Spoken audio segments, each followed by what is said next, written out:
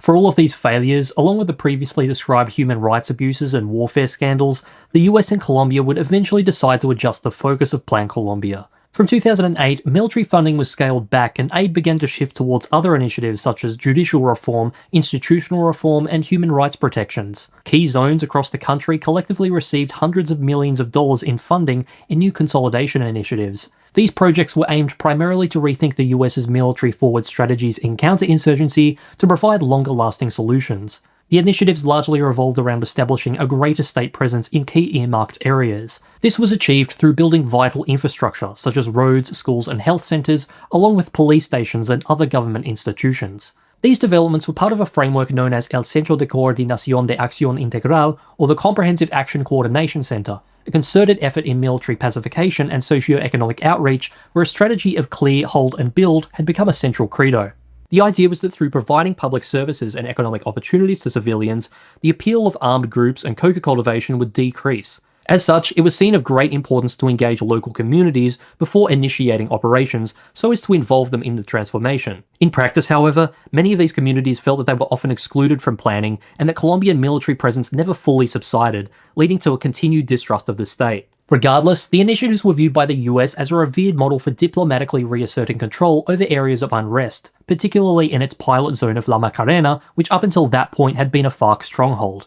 These consolidation plans, however, were not the only attempts to reform the peace-building process. Just a few years later, then-President Juan Manuel Santos would take a radical new approach in addressing FARC conflict. Namely, Santos would initiate a series of meetings with the FARC beginning in 2011 in order to explore peace negotiations. What made this particularly significant was that Santos had served previously as a defense minister under Uribe, rendering his transition to such a diplomatic approach highly unexpected for many. Ultimately, though, Santos framed these peace talks not as an act of surrender, but as a necessary strategic solution to decades of conflict. Of course, such a transition would not be instant. Despite a subsequent killing of FARC leader Alfonso Cano at the hands of the government later that same year, though, the insurgency was surprisingly cooperative in initiating negotiations. Both parties would soon meet together in Oslo in Norway, and later Havana in Cuba, who'd agreed to be guarantors to their discussions. These discussions would be structured in key stages, beginning with exploratory dialogues before advancing to more actionable strategy. Ultimately, the meetings would prove to be highly fruitful. By February 2012, just 1 year in, the FARC would announce a complete cessation of all extortive kidnappings before signing a formal peace negotiation roadmap in August 2012. This roadmap dictated several important contentions and considerations that needed to be addressed, including discussions of land reform, official political participation of rebels, a formal ceasefire, and resolve to drug cultivation, the latter of which the government addressed by decriminalizing marijuana and cocaine possession in 2012, an attempt to undermine the black market by challenging drug policy orthodoxy. Despite the new peaceful direction, however, President Santos wasn't quite ready to abandon military intervention altogether. In fact, in 2012, just a year after the preliminary phases of the peace talks had begun, he would launch a brand new military campaign known as Espada de Honor, or the Sword of Honor. The goal of the campaign was to deliver strategic blows to high-value targets within the FARC and other guerrilla factions, along with the bandas criminales. The catalyst for the operation was a discovery from government intelligence that over 90% of overlap between political and criminal violence could be tracked to as little as 10 locations or less across the country. For this reason, the initiative would be comparatively smaller than previous military strategies, yet arguably more effective. Where previous operations made broad sweeps across large areas, Espada de Honor would contain itself into these key centralized zones where insurgent activity was most concentrated. These zones were generally in rural areas of the country with minimal state presence, including certain parts of Meta, Cauca, and Catatumbo. For many years, they'd been used as arms and drugs corridors, along with recruitment centers, but that would all soon change. After just a few years, the Espada de Honor operation would see unequivocal success in achieving its goals. Within the FARC alone, over 10,000 members were either captured, demobilized, or killed, including dozens of its leaders between 2012 and 2016. For the bandas criminales, meanwhile, similar results could be observed, with their forces seeing a reduction of over 4,000 within the same period. Ultimately, the results of Espada de Honor would grant the government a great deal of leverage over the FARC in peace discussions, eventually leading to an important peace deal in 2016, but more on that later.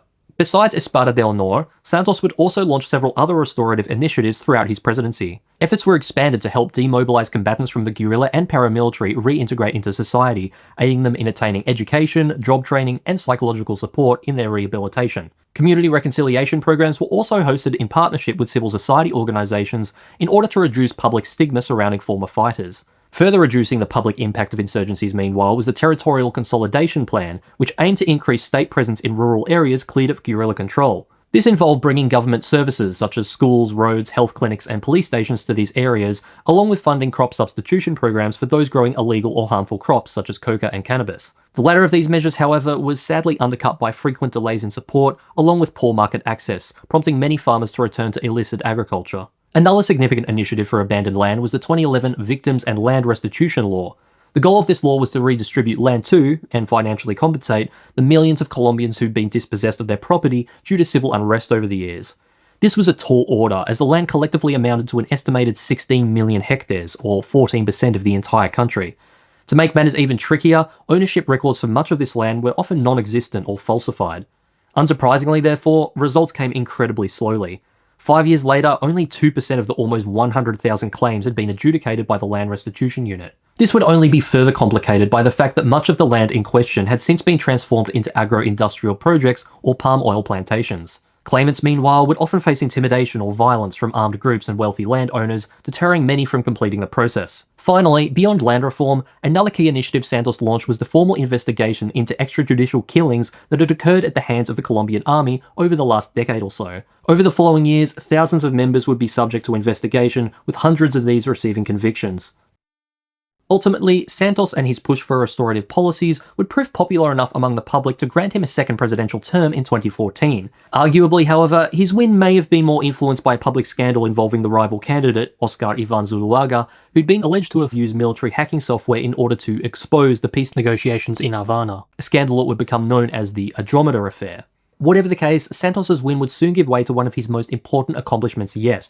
Following many years of peace talks with the FARC, the negotiations would finally reach a victorious conclusion, a long-sought-after peace deal.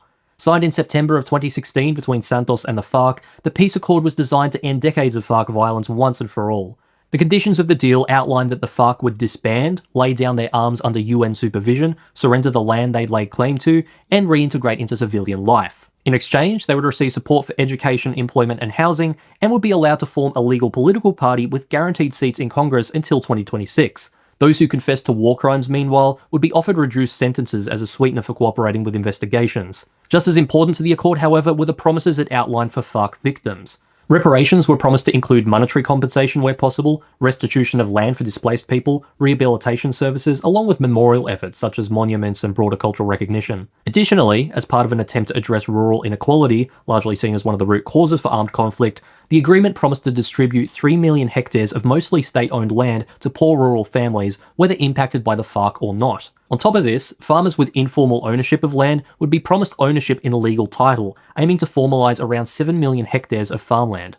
Of course, this all sounded great in concept, however the deal actually required the opinion of another party before it could be ratified, the General Public of Colombia. To gather a consensus, a public plebiscite was held across the nation, asking a simple question: do you support the final accord to end the conflict and build a stable and lasting peace?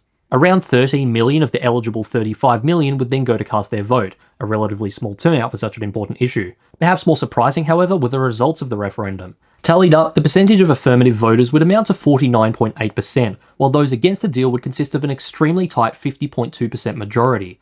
In spite of this, both Santos and the FARC were determined to push the deal through. A popular concern for the no voters surrounded the supposed lack of true justice, with the repercussions for the FARC being viewed by many as too light on. To address this, the peace accord would receive a revision containing several amendments that would crack down harder on the FARC in certain key areas.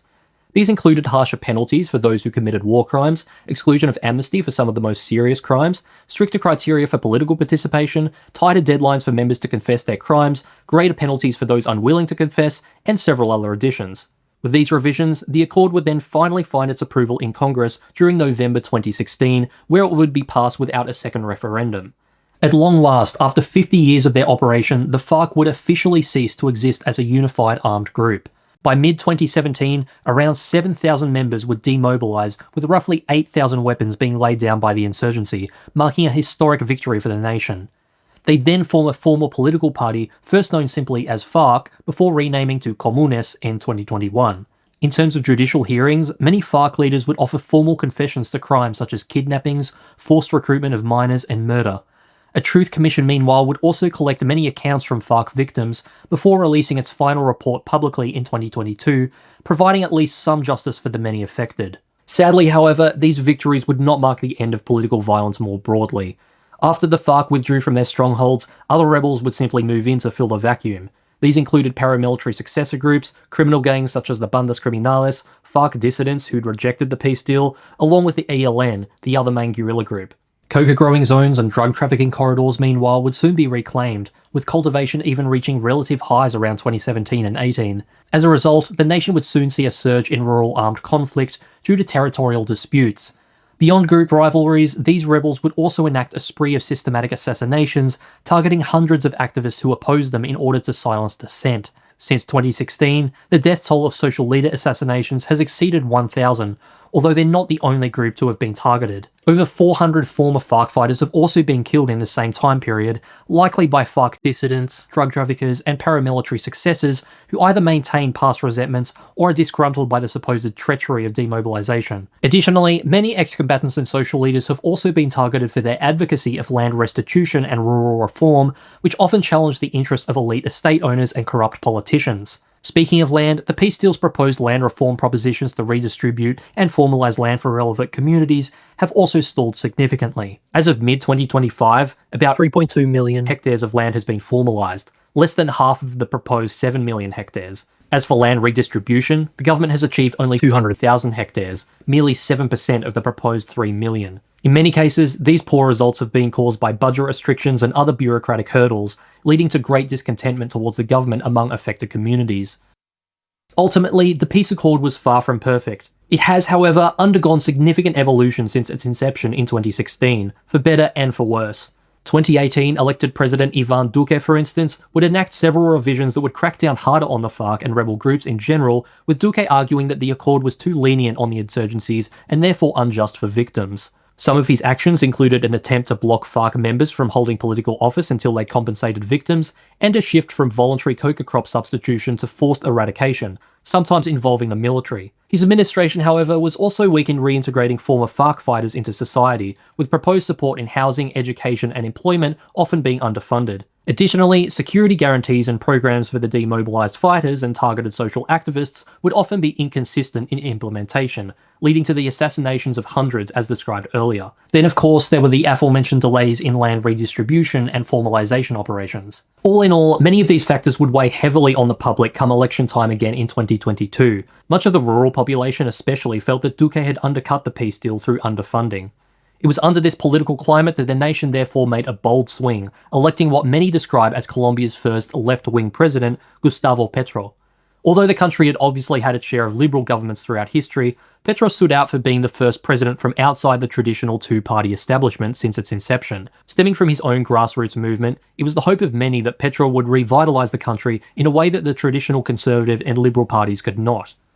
Another significant allure was his total peace policy. Under this initiative, Petro proposed to engage not only rebel insurgencies, but all armed groups in the country in restorative peace dialogues. Beyond guerrillas and paramilitary, this would also include drug trafficking cartels, criminal networks, urban gangs, and more. In addition to negotiation and dialogue, the policy also aimed to reduce violence from its roots through several social investment initiatives. These included investments in infrastructure, education, and employment in affected rural areas, with the goal of making armed conflict less appealing.